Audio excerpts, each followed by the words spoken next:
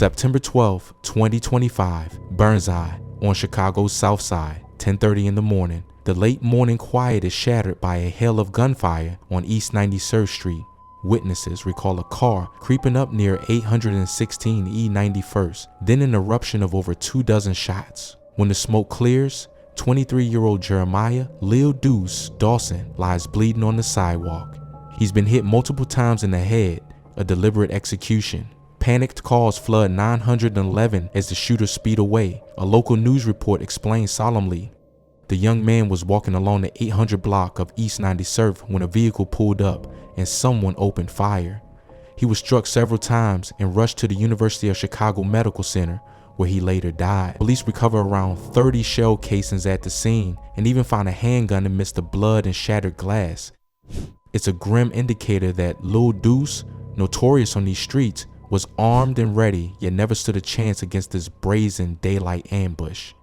The killing is precise and personal. Lil Deuce is a name that rings out in Chicago's underworld, a rising drill rapper, a feared gang hitman, and by some accounts, a man with 20 bodies to his name. Tonight we unravel the story of Lil Deuce, how a boy from Chicago's south side became an urban legend, and how he met his violent end in the very streets that forged him. Burnside, a tiny neighborhood on Chicago's south side, is a community often lost in the shadow of more infamous areas. Tucked between Roseland and Chatham, its streets have seen their share of struggle. This is where Jeremiah Dawson grew up, a place where opportunities were scarce but trouble was plentiful. A former neighbor recalls, "This neighborhood, man, it forces kids to grow up fast. I remember Jeremiah as a quiet kid, but he was drawn to the older boys on the block. By age 10, he was already hanging around street corners well past dark." On a Chirac forum, one commenter noted, "Yes, he was 12, but so what? Lil Yummy caught a body at 11. Lil Deuce said himself he'd been off the porch since 10. In Chicago slang, off the porch means getting involved in street life. For Lil Deuce, childhood ended almost as soon as it began. He was a child soldier in an urban war, coming of age amid gunfire and grief. At 14 years old, Jeremiah witnessed his first trauma. "I watched my homie die at 14, it changed my life," he later recalled in the Hood documentary. The boy who would become Lil Deuce saw his friend gunned down in front of him. That incident, he said, hardened him forever. It was a pivotal moment when, by his own account, any remaining innocence burned away. A local youth mentor explains, "These kids suffer extreme PTSD, but in these neighborhoods, it's just called normal life." When his friend was killed, Jeremiah stopped being that sweet kid we knew. He started going by Lil Deuce and running with the wrong crowd. In the underworld of Chicago's gangland, Lil Deuce quickly earned a reputation.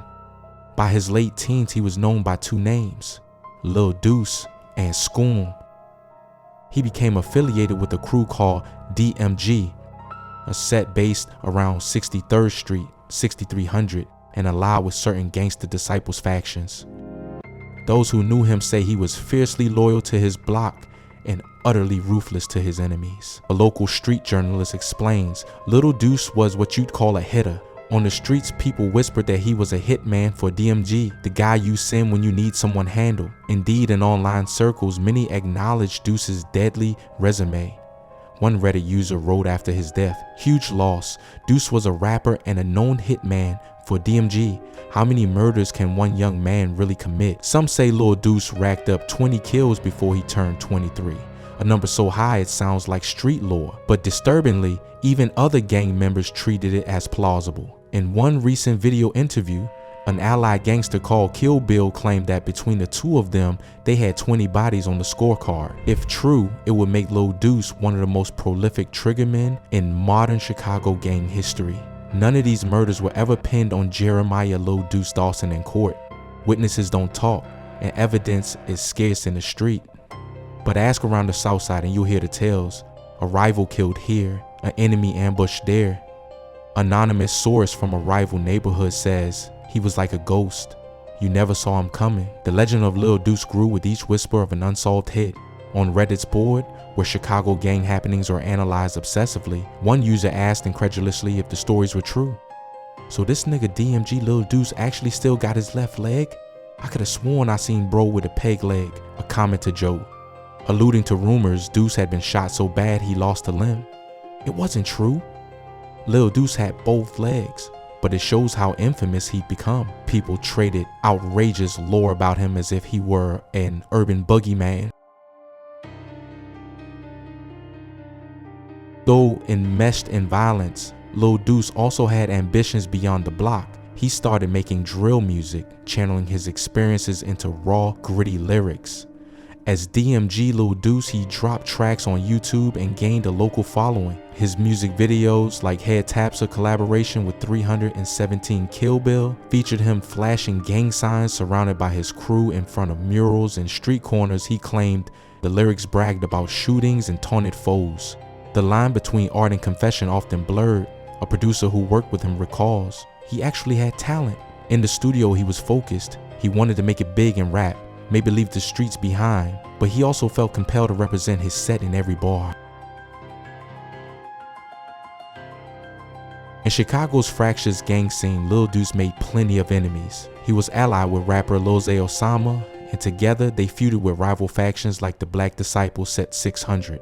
Deuce didn't shy away from disrespecting rivals publicly. In one video clip circulating on social media, Lil Deuce and Lil Zay Osama can be seen boldly yelling, "Fuck 600 and they dead homies." Deuce sneers that 600 extinct. They should change their name. Such public taunts only added fuel to the fire. One of the most heated conflicts involved the Black Disciples crew known as Bashville Crazy, BVC, from 71st and Wabash. The summer of 2025 was especially bloody. A chain of revenge killings rocked the southside. First, a respected member of the THF set AI with BDs known as TP was shot dead. In retaliation, a BBC member nicknamed Man Man allegedly went on a mission and killed someone from the opposing side. Man Man himself was then targeted and killed not long after.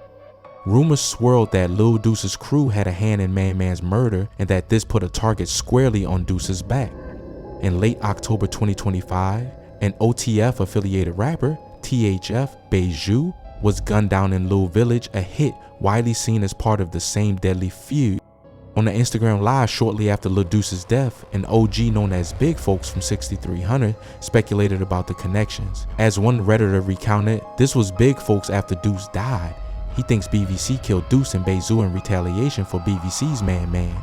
It's an eye for an eye for an eye, a spiral of killings with no end in sight. Indeed, the bad blood was evident online. When Lil Deuce was killed, rival gang members celebrated. A week later, a high-ranking member of THF took to social media with a chilling message. He posted a caption ending in 6,300K, essentially calling for 6,300 killer, a disrespect aimed at Lil Deuce's home set. In the dark lexicon of gangland, adding a K, killer, to someone's block or crew is a way of claiming responsibility or intent to kill more. The message was clear. Deuce's death was not an accident, and the war was far from over. Despite his growing fame in the streets and online, Jeremiah Lil Deuce Dawson was no stranger to law enforcement. By 18, he already had a rap sheet. In fact, Cook County court records show a series of gun charges as he entered adulthood. July 2020, age 18, arrested for aggravated unlawful use of a weapon, caught with a loaded gun and no firearm permit. January 2022, age 19, busted with a machine gun in a vehicle, an extraordinarily serious charge under Illinois Law 720 ILCS 5/24 1A7. December 2022, age 20, caught possessing a firearm with the defaced serial number, an indication the gun was likely stolen or intended for illicit use. Other miscellaneous offenses, including a charge akin to criminal trespass to a vehicle, suggesting he may have been involved in carjackings or using stolen cars for missions. Each time, Lil Deuce managed to slip through prolonged incarceration, often by posting bail or due to lenient plea deals for young offenders. By 2025, he was out on the street despite these arrests, though under watch. Chicago police had him listed in the city's gun offender registry, a program that requires those with gun convictions to check in annually. A CPD gang unit officer speaking anonymously admits, "We definitely knew who Lil Deuce was. He had priors for weapons. We suspected him in multiple shootings, but we never had a witness willing to come forward. It was frustrating. He was right there in front of us, but untouchable." Being on the gun offender registry meant Lil Deuce had to periodically update his address and meet with police. It was intended to keep tabs on guys like him. Ironically, that requirement may have set him up for the perfect ambush. September 12th was one of those check-in days. He was doing his annual registry update in his own neighborhood. Perhaps he thought being close to home in Burnside in daylight would be safe. It wasn't. Friday, September 12, 2025, 10:20 a.m. Surveillance cameras show Lil Deuce outside a local community center in Burnside, the designated site for his registry check-in. He's wearing a black hoodie, one hand in his pocket. Neighbors wave to him. Here, he's something of a dark folk hero. The kid who made a name for himself in all the wrong ways, but a familiar face nonetheless. He finishes the paperwork inside and steps back out onto the 91st Street sidewalk. He pulls out his phone, perhaps checking messages or calling a friend for a ride. Unbeknownst to him, a hit team is already in motion. A gray sedan idles at the corner, just out of sight. As Lil Deuce lingers near the curb, the car pulls up slowly. From a passenger window, a hand with a black pistol extends. Without warning, a burst of bullets flies toward Lil Deuce. Pop, pop, pop, pop. He tries to react. Eyewitnesses later say they saw him reach for his waistband, but the onslaught is too sudden. Bullets rip into his chest and head, shattering the quiet morning. Lil Deuce collapses to the ground as the driver hits the gas, tires screeching. The getaway car vanishes down Cottage Grove Avenue, leaving chaos in its wake. One resident who dove behind a parked car for cover says, "I heard like brrr, at least 20 shots. When I looked, I saw him on the ground. I ran over. I recognized it was Lil Deuce. He was barely breathing." Police and paramedics arrive within minutes, finding Jeremiah Dawson unconscious, barely clinging to life. They rushed him to the nearest trauma center, the University of Chicago Medical Center, but it was too late. He was pronounced dead shortly after arrival. The assassins had made sure the job was done. Multiple gunshot wounds to the head left no chance of survival. The news broke almost immediately on social media. Within an hour of the shooting, Chicago drill pages and forums were ablaze with posts about Lil Deuce's demise. One popular Instagram page, Chicago Hits, shared a post, "RIP to DMG Lil Deuce, who was shot and killed an hour ago. Shoot crazy." It racked up thousands of likes almost instantly. The streets knew Lil Deuce's name, and his death was big news. Both mourned and celebrated depending on which side you were on. As word spread, reactions poured in from all corners. Friends, foes, and onlookers. In Burnside and among his DMG crew, there was shock and grief. Family members of Jeremiah Dawson gathered at the hospital, crying and consoling each other. How do you mourn a young man who lived by the gun and died by it? To them, he was also a son, a brother, maybe a father figure to younger kids on the block. A family friend insists, eyes red from tears. He had a good heart beneath it all. People only see the gang stuff, but he was also the kid who carried groceries for old ladies on the street. That's the Lil Deuce I remember. On the opposite side of town, rival gang members rejoiced. To them, Lil Deuce's death was the long-awaited removal of a deadly adversary. On Reddit's Gang Watch forum, some comments were chillingly gleeful. One user mocked the way Deuce was killed, writing, "Baked his ass in an easy bake," comparing the hail of bullets to cooking someone in an oven.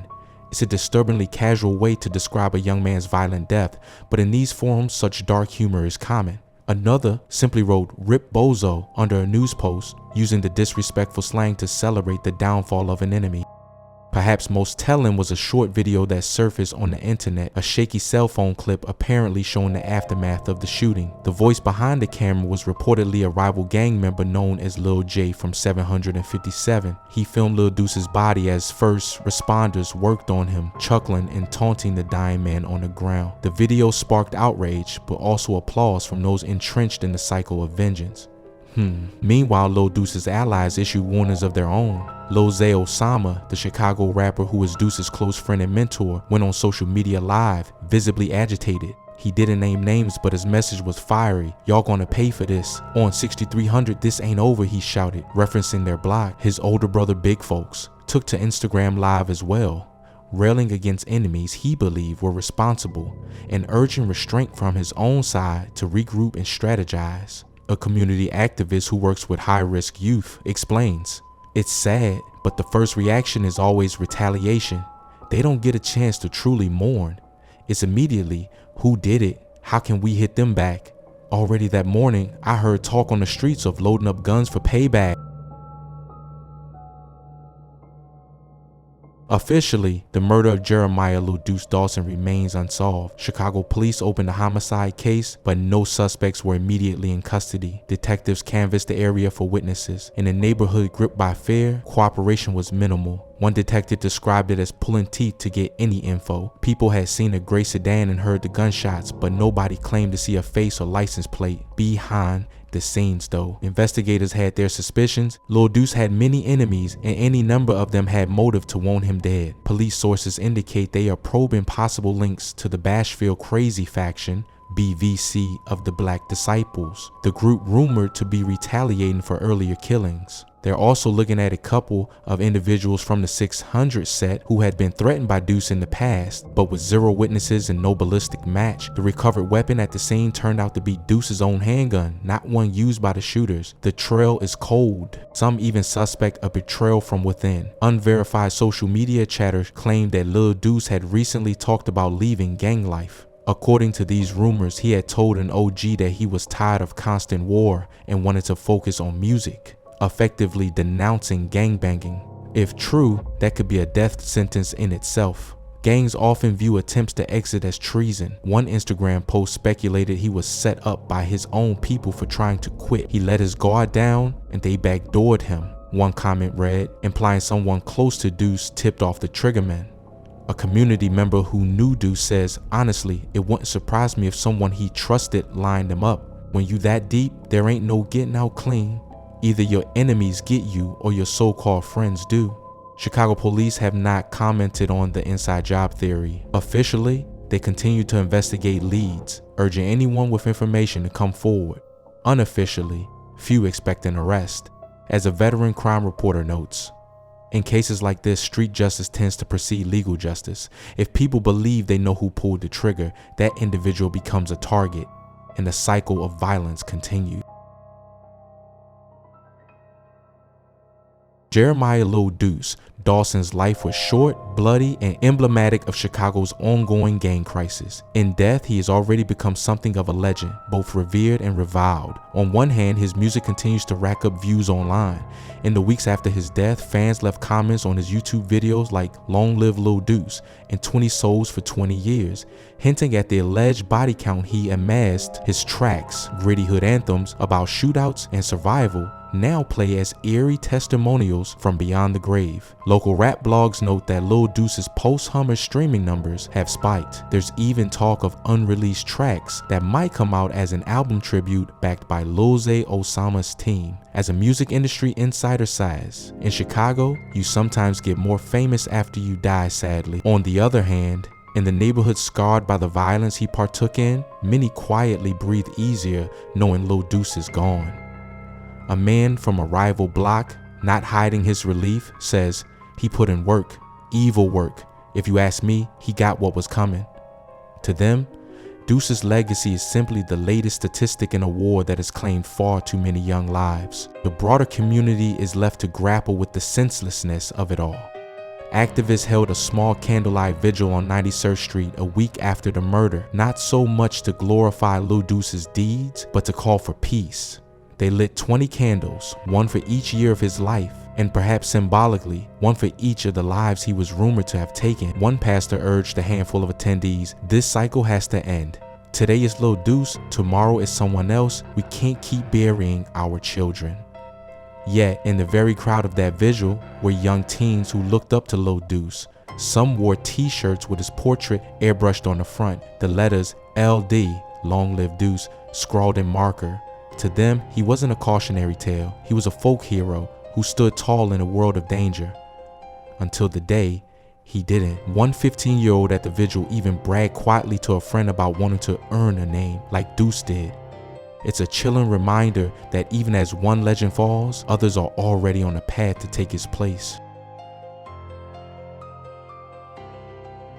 In the closing chapter of this story, we return to that tragic scene on 93rd Street. The camera pans over the now quiet intersection in Burnside. There is no memorial here, just a dark stain on the concrete where a young man's blood was washed away. A city truck has since replaced the shot up street sign, the broken glass has been swept up, life moves on. But for those who knew Lil Deuce and those who only knew his reputation, the story isn't over. There will be retaliations and reprisals, songs and social media posts, arrests and funerals, the cycle continuing as it always has in this part of Chicago. Jeremiah Lil Deuce Dawson lived and died by the gun. His tale is not just one of an individual, but of a community and a generation caught in a perpetual crossfire.